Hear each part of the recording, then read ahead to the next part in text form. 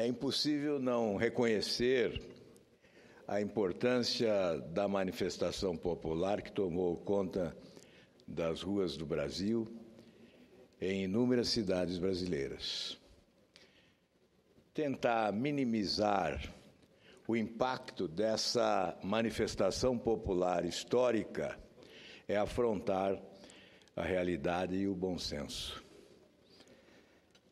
Pode-se discutir a quantidade dos que compareceram, mais de 300 mil em São Paulo, ou menos de 300 mil, 60 mil em Curitiba, ou menos, 25 mil em Brasília, ou 50 mil? Em Maringá, Londrina e Cascavel, 25 mil, 15 mil ou 50 mil? Não creio que seja importante discutir os números, não creio que seja importante avaliar a quantidade dos que compareceram a esta gigantesca manifestação pública que demonstra estar o Brasil caminhando para a mudança de forma irreversível. Essa é a frase que deve calar. O Brasil e seu povo estão caminhando para a mudança irreversível. A manifestação de ontem obteve unidade, apresentou foco com nitidez. A população diz o que deseja, e a palavra que sintetiza o conjunto desta obra, a aspiração maior da sociedade brasileira, é a palavra mudança. Esse sistema vigente se esgotou, está falido, tem que ser sepultado definitivamente em nome das aspirações populares. É triste verificar o cenário de desencanto que campeia entre os brasileiros. Mas, de outro lado, é vivificante perceber que há uma nova nação surgindo, a nação dos brasileiros que reivindicam, que protestam, que fazem explodir a sua indignação, escrevendo nas ruas do país o seu apelo por um futuro melhor. Ora, senhor presidente, o que quer o povo brasileiro? Aliás, é bom abrir parênteses. Indagaram-me há pouco sobre uma afirmativa do governo ou de algum governista de que essa manifestação foi orquestrada pelo PSDB. Nada mais absurdo do que isso, nada mais ofensivo ao povo que foi às ruas do país. Nada mais ofensivo, porque esta é uma manifestação que tem apenas um proprietário, o povo brasileiro. Nenhuma sigla, nenhuma associação, nenhum partido político, somente o cidadão brasileiro indignado é proprietário desse espetáculo cívico apresentado ao mundo nas ruas brasileiras no dia de ontem. O PSDB foi apenas coadjuvante, foi apenas solidário, partícipe como oposição, sim, mas em nome da cidadania e não em nome do interesse partidário ou eleitoreiro. O presidente Aécio Neves compareceu em Minas Gerais e se pronunciou como cidadão, cumprindo o dever de cidadania. Não há da parte do PSDB nenhum propósito, ou da oposição de modo geral, partidária, nenhum propósito de se assenhorar dos méritos deste evento que, repito, pertence exclusivamente ao povo brasileiro. Uma manifestação espontânea, organizada também espontaneamente por forças vivas da nacionalidade. Senhor presidente, nós estamos vivendo um momento de impasse, mas o que está nítido no desejo do povo é a pressa em mudar. Há uma ansiedade, eu não diria desespero, mas ansiedade que se justifica, pressa. A população gostaria de antecipar o processo de mudança. Não suporta mais, não tolera mais a corrupção e a incompetência, o desgoverno. E gostaria de ver o Brasil mudando bem antes do processo eleitoral de 2018. O que importa dizer é que esse desejo de mudança é irreversível. A mudança poderá ocorrer, sim, através do impeachment, que é um preceito constitucional. Há o pressuposto constitucional que autoriza a reivindicação popular do impeachment. Há razões jurídicas que podem ser questionadas por alguns, mas são sustentadas por outros com muita competência, portanto, não se trata de golpe, trata-se, isso sim, do exercício de uma prerrogativa constitucional diante da gravidade do momento vivido pelo país, diante de um desgoverno que se tornará histórico. A renúncia seria outra alternativa de mudança. A cassação dos mandatos em razão de crimes eleitorais praticados, agora em julgamento no Tribunal Superior Eleitoral. E, finalmente, as eleições de 2018. Essas são as alternativas para a mudança. Portanto, mais cedo ou um pouco mais tarde, a previsão é de que o povo brasileiro fará a mudança desejada, sonhada e levada como apelo às ruas do país. O modelo realmente se esgotou, faliu, não há como sobreviver. E que modelo é esse? Que sistema é esse?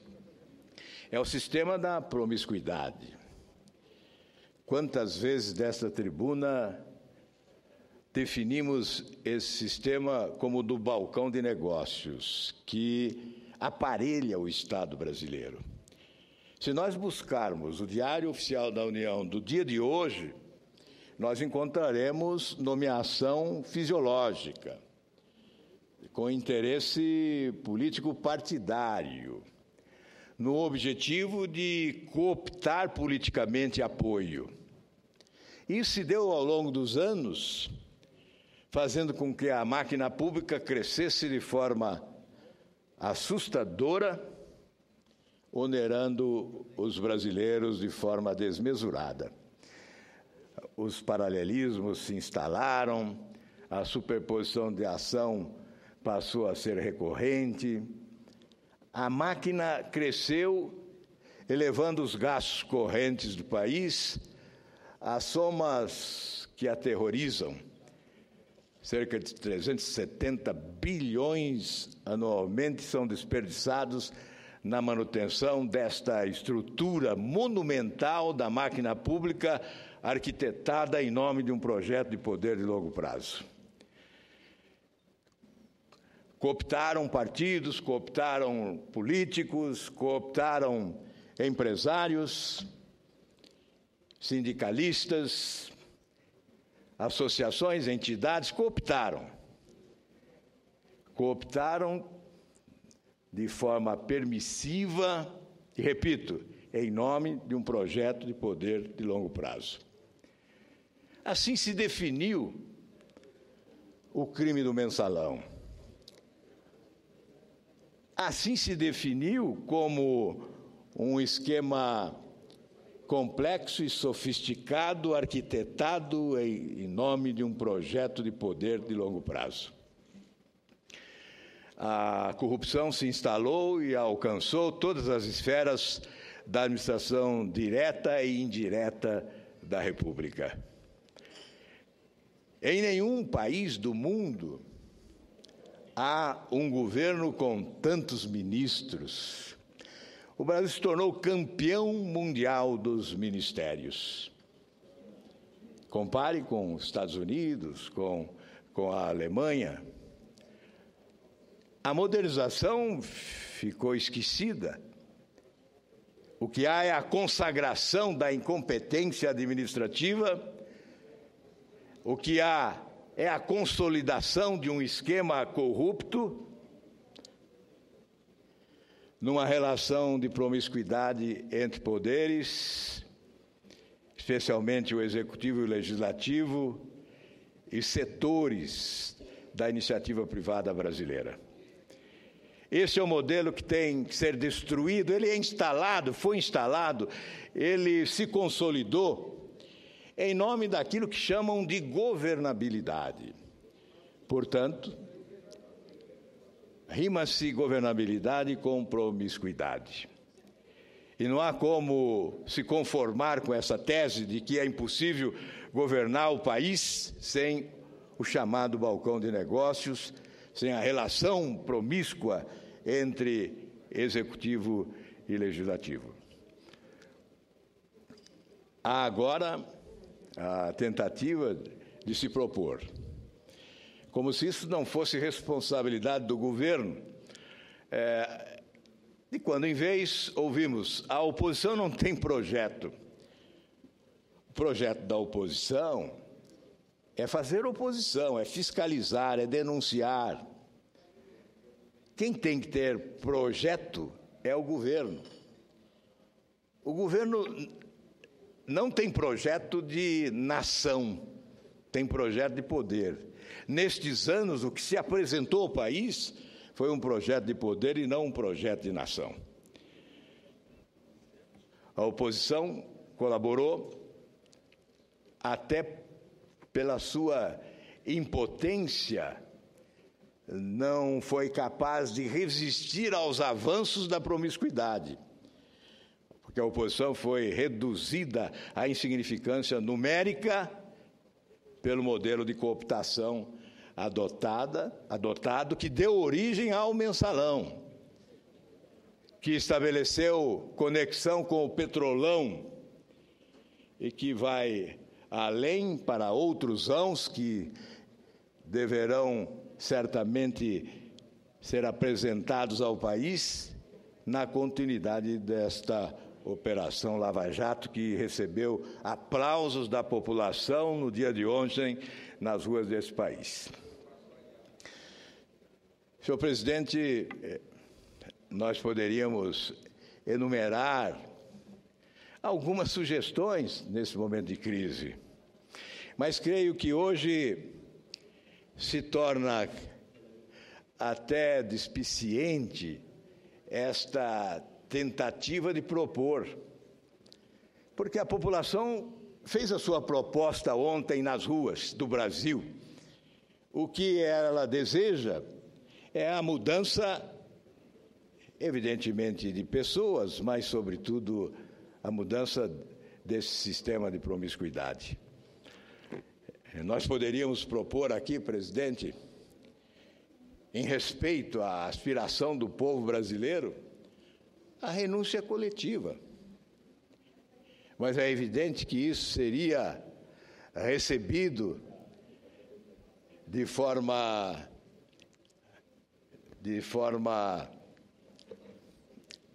a não se confiar na sinceridade de uma proposta dessa natureza. Mas que o povo brasileiro certamente desejaria de ver o país mudando de forma completa, absoluta, integral, não há dúvida. Se o povo brasileiro pudesse, faria, nesse momento, a mudança radical. Aliás, a palavra radicalismo deve estar presente nos nossos dias.